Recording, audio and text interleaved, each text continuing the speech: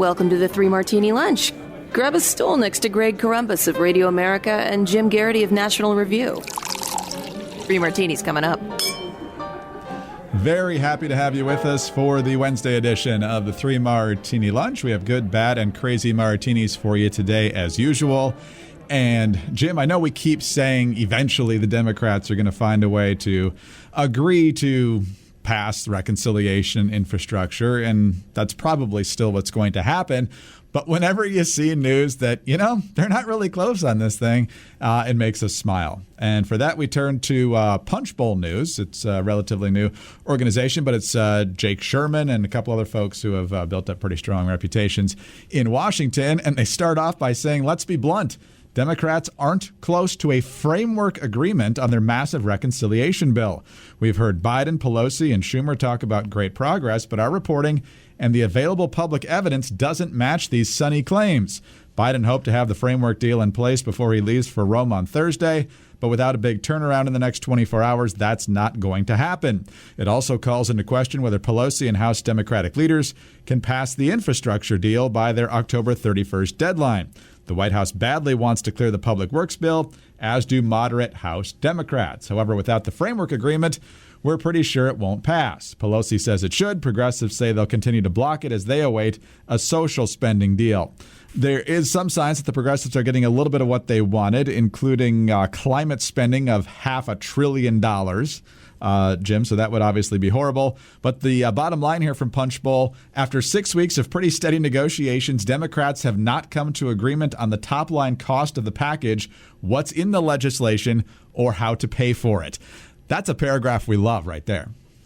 Greg, I was going to say that Punch Bowl story was my second favorite direct and succinct assessment of what the state of play was on Capitol Hill in the last 24 hours. But my absolute favorite came from my colleague, Phil Klein. Yesterday, Manu Raju of CNN was giving his latest update, and it was that Democrats hope to get a deal on the framework by the end of the day tomorrow, which would be the end of today, Wednesday. But at lunch, they said there were a couple key issues not yet resolved. And he lists off 1, Medicare, 2, Medicaid, 3, paid family leave, 4, immigration, 5, taxes. And oh, by the way, he adds, climate hasn't been resolved, but Democrats say they're getting closer. But they still hope they're going to have a deal by the end of today, by the end of tomorrow. To which my colleague Phil Klein says, so you're saying not by tomorrow? There's no way you're working out 630 issues in less than 24 hours, unless there's something really, everybody just gives up and says, fine, we'll go with whatever you want. Now, since we're not particularly invested in this bill at all, it's kind of amusing and fun. I imagine if you're a progressive, you feel like Lucy in the football right now. That every week it's, we really think we're close to it. No, we're almost there. And now they're throwing in, kind of foreshadowing our next martini. They're throwing in new tax ideas, and today's Morning Jolt is all about how the tobacco tax that they want to enact is extraordinarily regressive, and this is they want to double cigarette taxes, right? They're both pretty significantly taxed already. So this totally blows up Biden's. If you're not making more than $400,000 a year, I'm not going to raise a single penny of your taxes. No, that's not true at all. So I think I guess my sense that the whole thing blows up is starting to inch up, in part because I'm not sure. There's just so much left to do that they'll do it by the end of this month. And maybe it goes into November. Maybe it goes into December. Maybe by the end of the year they get there. But it really feels like they still have a lot of ways to go. And it also feels like they're kind of not being honest with themselves about how much further they have to go and how far apart they are. But Greg, I guess it's a lesson. If you spend a lot of time lying, as Democratic senators do, sooner or later you end up lying to yourself. Yeah, I guess so. And obviously their ultimate goal is to get this done, and probably to get it done so they can hope people forget about it by next year, which they clearly will not if history is any guide. But they're also hoping to get it done this week to give Terry McAuliffe a little bit of a jump, because, a lot of government workers, a lot of Democrats, they might be enthused by something significant getting passed right before the election day. And if they can't get it done by Tuesday, maybe that takes away a little bit of an enthusiasm bump for Democrats, marginally, I would say. But anyway, the longer this plays out, popcorn time as far as I'm concerned, as long as we are not getting them to a finish line deal here. All right. Well, let's talk about something far more delicious than Democratic spending priorities, and that's meat. Yeah, that's right. Free bacon. Would you like to get some free bacon? I mean, who wouldn't like to get free bacon, honestly? And that's what you're going to get when you sign up for Moink Box. And look, Moink is a lot more than the bacon, although the bacon itself is fantastic. You've got the steaks, you've got pork chops, you've got chicken. I mean, it's just delicious all the way around. We've both, Jim, been blessed to have the Moink Box arrive on our door. You grill it, you cook it however you want to. Every single time it's delicious. Moink delivers grass-fed and grass-finished beef and lamb, pastured pork and chicken, and wild-caught Alaskan salmon direct to your door, helping family farms become financially independent outside of big agriculture. Their animals are raised outdoors, their fish swim wild in the ocean, and Moink meat is free of antibiotics, hormones, sugar, and all the other junk you find prepackaged in the meat aisle. You sign up at moinkbox.com/martini. You get a year of bacon for free, and then you pick what meats you want to get delivered in your first box. You can change what you get each month and cancel anytime. Yeah, absolutely fantastic meat. Jim's raved about it. I've raved about it. I will continue to rave about it because it is true. Moink meat is so delicious. We love it, and we're very confident that you will too. Join the Moink movement today. Go to moinkbox.com/martini right now, and listeners to the 3 Martini Lunch will get free bacon for a year. That's 1 year of the best bacon you'll ever taste, but for a limited time. Spelled MOINK box.com/martini, moinkbox.com/martini. All right, Jim, from that deliciousness, we go to the horror of our bad martini, and it's this billionaire's tax. It's only going to affect 700 people. And it's basically, taxing people's wealth instead of their income.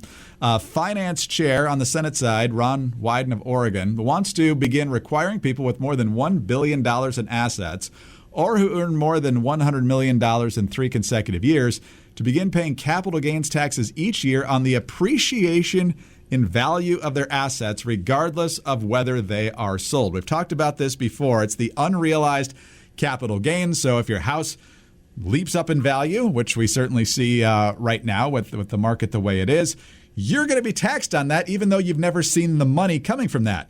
You're seeing higher property taxes as a result of those values, but you're not actually seeing any profits from it. Nonetheless, the government would come in and sock you for that, as well as investments and everything else. And they're already talking. Listen to this headline from Politico. Wyden fills in details for billionaires' income tax. It would be a fundamental change in how the tax system operates and open up a new revenue stream for the Treasury, one some liberals hope will eventually be extended to millionaires as well, because they probably found out there aren't that many billionaires, Jim, so they can't pay for that much. So then we got to go to the millionaires, and then when they run out of money taxing the millionaires to death, guess who they're coming after next? Yeah, people like you and I and lots of other people who might be considered Henrys, high earners, not rich yet. This is, at this point, just insert every conservative standard anecdote about the alternative minimum tax.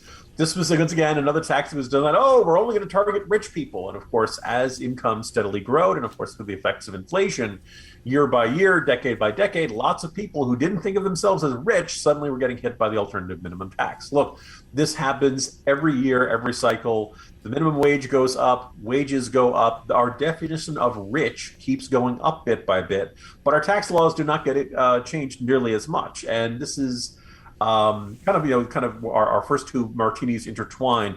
This is relatively late in the negotiating process to suddenly come up with this completely different way of taxing people that's never really been applied before. And usually when Democrats propose a big tax hike like this, you'll find lots of conservative tax experts saying, no, this is a bad idea. I'm finding more like center and non-conservative tax experts looking at this and saying, this is going to be really hard to implement, because right now you buy something and then you sell it. You pay taxes on the income you get from when you sell it, whether it's a stock or real estate or a piece of artwork or collective, whatever you do, you're taxing the money, right? This would tax your stuff. This would basically say, well, you own this building or you own this home. It has gone up in value over the past year. You have to pay taxes on that as if it was income coming to you. Now, lots of people log on to Zillow and take a look at, how much is my house supposed to be worth right now and all that stuff. But it's not like you have that money. Zillow, as anyone you've gone through any type of home sales process will tell you, including us a couple of years ago, the value of your home is what somebody's willing to pay for it. And if nobody wants to buy your home, then it's actually worth nothing, right? You are only, it doesn't matter what Zillow says. It doesn't matter what some website or some formula says. If nobody wants to buy your particular home, you're going to find yourself in a real tough situation. This entire provision from the Democrats just ignores all this. And it, would tax really effectively everything, pieces of artwork that you'd kind of have to guess and assess the value of and how much it changes from year to year. Somebody raised the question, how about intellectual property? How do you assess the value of that from year to year? All these things that really aren't assessed all that regularly on your value. Jewelry, right? Family heirlooms, all this kind of stuff that you get, you'd have to say, all right, what is the value of it? And then under the US tax system, under this provision, you then have to pay taxes on it if it increased in value, even though the amount of money you have has not changed. That painting was just still standing there on your wall. Nothing changed at all, except maybe the artist died, or maybe something else happened that made that seem much more valuable to other collectors, but you're not trying to sell it. So the whole thing seems really complicated and unworkable. It's probably not going to come to an action. I heard a lot of people saying this is something Democrats are just throwing out there in order to basically win the CBO score, to basically convince people that this passes, that this does for itself. And if the Supreme Court strikes it down, or if there's some other needs doesn't happen, don't worry about it. We got the spending bill we want, and everything works out fine.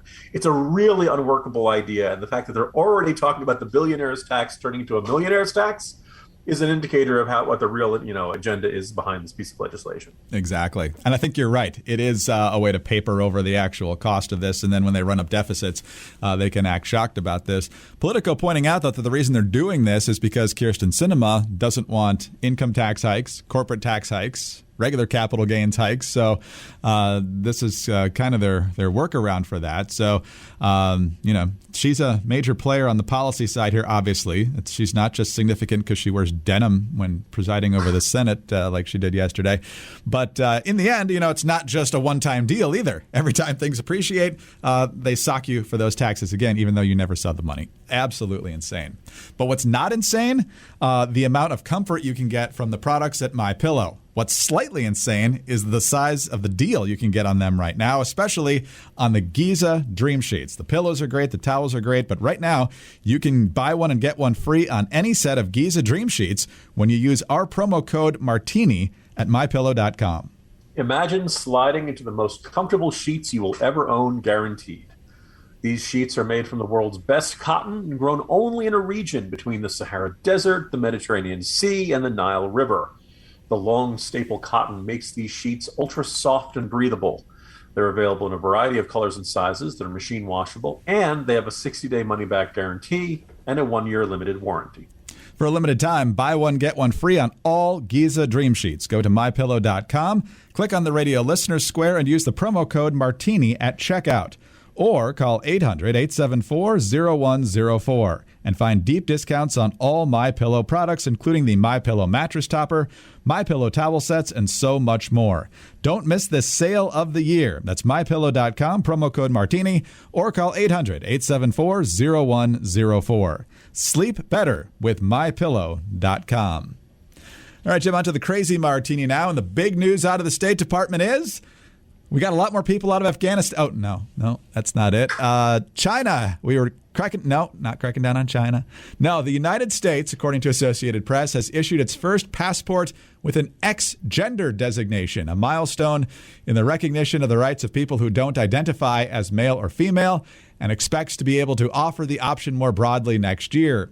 The U.S. Special Diplomatic Envoy for LGBTQ Rights, Jessica Stern, calls the moves historic and celebratory, saying they bring the government documents in line with the lived reality, her words, that there's a wider spectrum of human sex characteristics than is reflected in the previous two designations. So, Jim, following on their tremendous celebration of International Pronouns Day, the State Department is clearly focusing on the issues that matter most here. But there's also practical issues here. If people go missing or people are accused of crimes overseas or what have you, this is going to add a lot more confusion than clarity here, I think. But what do you make of the State Department's priorities as well as anything else here? Greg, when I saw this news, I was reminded of just a few days ago, Vice President Kamala Harris announcing the administration's gender agenda. Right. The gender plan. This is their idea of a really important pressing priority. And they don't have anything on the supply chain crisis. They don't have anything on the border crisis. They don't have anything on the inflation crisis. And they're continuing to say they're trying to get people out of Afghanistan. They don't really have any, they're having intermittent success at best at that. And as I understand it, if you're a special immigrant visa holder in Afghanistan, they still want you to go to a U.S. embassy in another country so that they can approve your paperwork so that you can leave the country of Afghanistan. Which of course is very much a chicken and egg sort of thing. Like if I had the paperwork to leave the country, I wouldn't need to go to. I could go to your embassy. The problem is I can't go to because you don't have a U.S. embassy in Afghanistan anymore. We don't have any consulates. We don't have any place to do it. So it's basically you need to leave the country in order to get permission to leave the country. Like there's all kinds of real problems in this world for the State Department to address that don't involve I feel oppressed by having to put an M or an F on my passport, and stuff. And I kind of have this sneaking suspicion. You see more of this. You don't see this amongst every Democratic office holder, but there's this sensibility that big problems are hard. I'm not going to lie. Afghanistan is an absolute utter mess. There was a Pentagon said that they think ISIS-K is going to be able to launch attacks against the U.S. Within the next 6 months. It's complicated. It's difficult. It's hard. Of course, Biden said, "Don't worry, I got this." I'm not going to shut down the country. I'm not going to shut down the economy. I'm going to shut down the virus. And he has this sense, don't trust me. Once I get in there, it's going to be easy. And of course, policymaking is hard. The world has all kinds of thorny problems. Inflation is a big problem. The supply chain problem is a big problem. So I this tendency to just kind of I can't do anything about those, and that's hard. And we end up with a situation where it's I can't solve that problem. Let me find some other problem that isn't that bad, but I can act like it's a really bad problem, and I'll deal with that. The one that comes to mind most often is when you see these, huge, big exposés on the terrible, pressing societal phenomenon of microaggressions. Very often these are as somebody says something that offends someone else. And that's bad. It's not good. Don't go out of your way to offend people. But a lot of these cases are either inadvertent or somebody being a clod. There are certain people I need to periodically say, we don't, Oriental is a rug. We don't really refer to people as Orientals anymore. Biden a few years ago referred to these Shylocks, and a lot of people don't like to use that term. They think it's kind of an anti-Semitic stereotype. Now, here's the thing: I don't think Joe Biden is a raging anti-Semite. It's not as friendly as to Israel as he could be. But the idea is that generally, of people who've been raised a generation or two ago, they use words that are kind of unpleasant to the ears these days, not as sensitive as they could be. But generally, there's not a great deal of maliciousness out of it. And the whole idea of somebody inadvertently causing somebody else offense just doesn't strike me as the sort of thing that requires a massive societal, we got to do something about this. There are much bigger problems in society to address than this. It's the same thing, some people don't feel good when they use their passports and they only have two options. Okay, but we got Americans still in Afghanistan. That's a much bigger problem. Let's say there are people who could die. Okay, there's we still haven't figured out anything about how the COVID-19 pandemic set, or at least government doesn't want to investigate this sort of thing. We really on this sneaking suspicion that we have an entire class of people in government who can't really do anything about the really difficult problems in society. So they look for other problems that aren't really that bad and just want to these are so big and so important. And they do that so they can feel accomplished, because actually getting things done and actually solving real problems in society is so hard. And if they certainly couldn't acknowledge the fact that maybe they're not that good at solving problems, could they, Greg?